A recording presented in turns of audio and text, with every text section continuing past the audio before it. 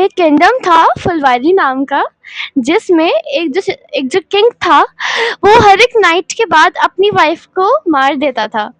Literally as उसकी wife ने उसे बिट्रे करा था, एंड उसे ये चीज पसंद नहीं थी। एंड आफ्टर दैट एक बारी उसी के ही एक मंत्री की बेटी ने ये सब देखा और उसे बहुत बुरा फील हुआ।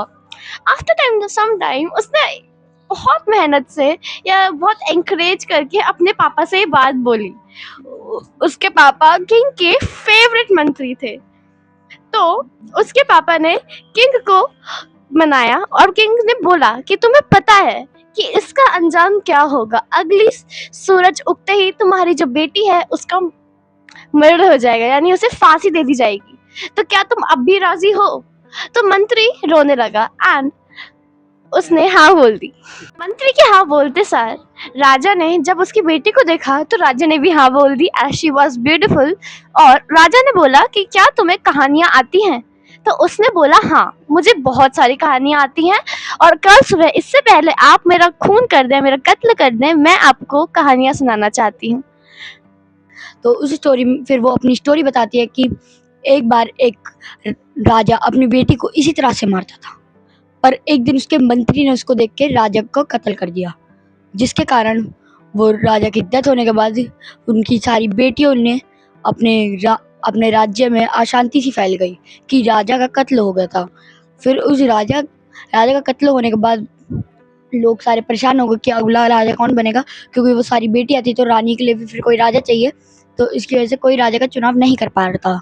तो इस वजह से, क्योंकि अगर राजा का चुनाव नहीं हो पाएगा तो रानी तो कोई बन ही नहीं पाएगी। तो इसकी वजह से उन लोगों ने एक राजा चुनने की ट्राई करी। तो उसमें से एक इंसान निकला जो कि राजा बनने के लायक था, जो कि गरीब परिवार से आता था, जिसकी वजह से उसको नहीं लिया जा पा रहा था।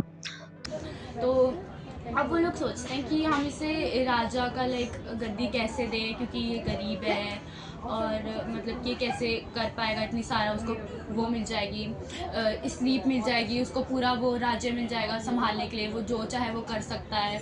वो ढंग से संभाल पाएगा कि नहीं संभाल पाएगा, या पूरा तहस नहस कर देगा राज्य को। फिर क्या होता है कि वो लोग थोड़ा थिंक करते हैं अपने किंगडम में बैठ के कि इसको बनाने के लिए बनाना। फिर वो लोग सोचते हैं कि इस लड़के का हम लोग टेस्ट लेंगे कि ये कैपेबल है राजा बनने के लिए या नहीं है। तो अब वो क्या करते हैं कि जो लड़का होता है उसका टेस्ट लेना चालू करते हैं।